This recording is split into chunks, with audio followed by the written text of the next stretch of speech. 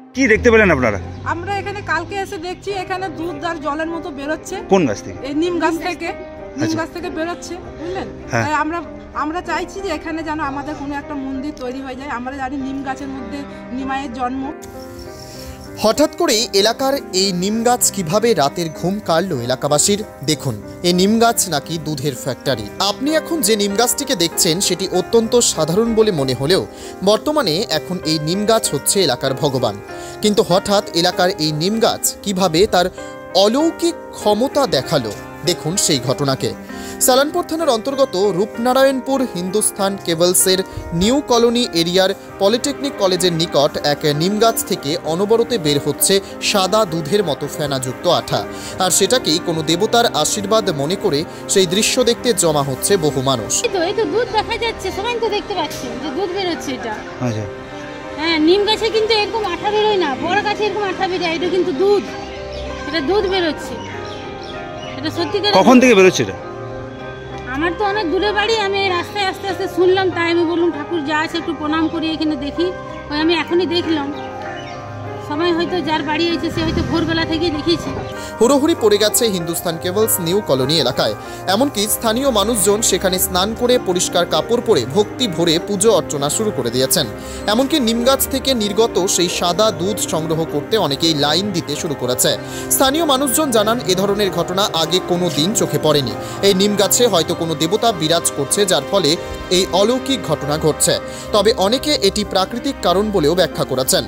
গাছের বাকল কোনোভাবে ফেটে গেলে বা ক্ষতিগ্রস্ত হলে সেই জায়গা দিয়ে এই রস বের হয়ে আসে, যা দেখতে অনেকটাই দুধের মতো আঠালো এবং সাদা। এর মধ্যে কোনো অলৌকিক বিষয় নেই, পুরোটাই প্রাকৃতিক ঘটনা। সালানপুর থেকে সংকল্পদের রিপোর্ট, HPR নিউজ। তাই আমরা চাইছি যে এখানে আমরা পুজো পাশা করব, সব পাড়ার মহিলারা আর কিরা সবাই মিলে করব।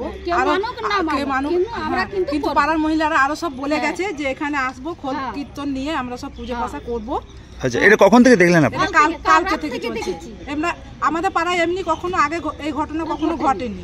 এই প্রথম আগে আমরা কখনো শুনিনি, দেখিনি। হ্যাঁ, দেখিনি। আচ্ছা, তো আপনারা কি এসে এখন কি পুজো টুজো করলেন? হ্যাঁ, আমরা পুজো টুজো করলাম, চান টান করলাম, দুধ গঙ্গা জল দিয়ে পুজো করলাম, তাকে ধূপ দেখালাম। আচ্ছা, শঙ্খ বাজিয়ে।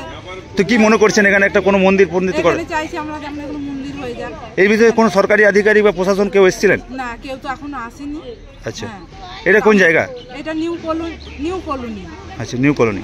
কোন নিম গাছ থেকে বেরোচ্ছে? নিম গাছ থেকে। অনেকক্ষণ তো অনেক তো বেরোচ্ছে। হ্যাঁ, অনেকক্ষণ ধরেই বেরোচ্ছে, তো একই রকম বেরোচ্ছে। এখন দেখছি আস্তে আস্তে বেড়েছে। হ্যাঁ, বেড়েছে। কি নাম আপনার? সুশীলা। আপনার নাম কি? কি ঘটনা ঘটেছে?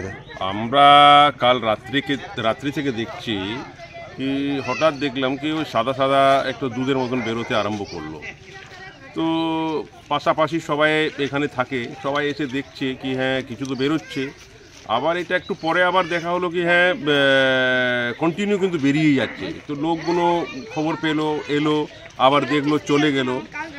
সারা রাত সেইভাবেই মানে লোক এসেছে, দেখেছে এবং চলে যাচ্ছে, কিন্তু কেউ বুঝতে পারছে না কি এটা হচ্ছেটা কি।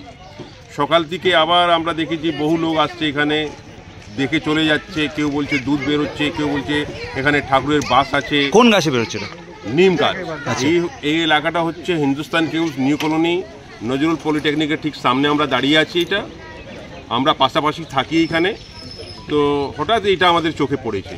তো স্থানীয় যারা এখানে রয়েছে তারা সবাই আসছে, দেখছে, এবং কেউ কিন্তু মানে পার্টিকুলার বলতে পারছে না কি এটা দুধ বেরোচ্ছে কি নিম গাছের রস বেরোচ্ছে, কন্টিনিউ কিন্তু বেরিয়ে যাচ্ছে। আচ্ছা, তো আপনারা এটা থেকে অনেকে পুজোও দিতে আসছে? হ্যাঁ, এবারে পুজো দিতে লোক সামনে আপনারা দেখতেই পাচ্ছেন। এইবারে ধীরে ধীরে বহু লোক মানে আমাদেরকে ফোন করছে কি আপনাদের ওখানে একটা শুনেছি দুধ বেরোচ্ছে গাছ থেকে।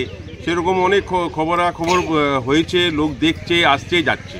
আচ্ছা, এটা কোনো সরকারি বা কোনো ইয়েতে খবর দেওয়া হয়েছে এই বিষয়ে? না, কিচ্ছু দেওয়া হয়নি। আপনার কি নাম? আমার নাম কল্যাণ বাল্মীকি, পাশে থাকি আমি।